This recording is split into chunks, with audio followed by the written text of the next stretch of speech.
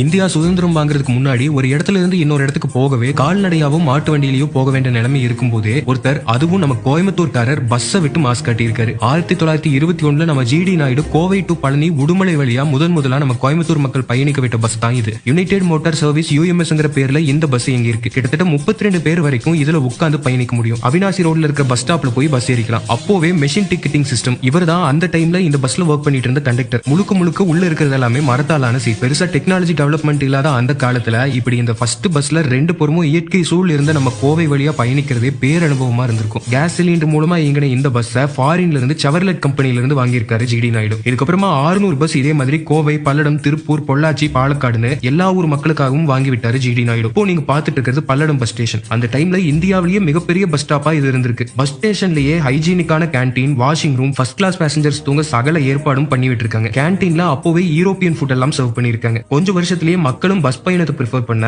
கோயம்புத்தூர்ல இருந்து 1 மணி நேரத்துக்கு ஒரு பஸ் என்கிற அளவுக்கு அவ்வளவு பஸ் கொண்டு வந்தாரு GD Naidu. Bus service, painting, fuel ஃபில்லிங்னு A to Z எல்லாம் பண்ண ஃபெசிலிட்டியா ஏற்பாடு பண்ணியிருந்தாங்க. எல்லாத்தையும் விட ஹைலைட் என்னன்னா, இந்தியாவையே ஆண்டு கைக்குள்ள வச்சு வேலை கொடுத்துட்டு இருந்த பிரிட்டிஷ்காரங்க மத்தியில அந்த டைம்லயே இவ்வளோ பெரிய பஸ் கம்பெனியை உருவாக்கி அதோட மேனேஜரா மிஸ்டர் ஹர்டிஸ் அப்படிங்கிற ஒரு பிரிட்டிஷ்காரரை போட்டு வேலை வாங்கி மாஸ் காட்டியிருக்காரு ஜிடி நாயுடு.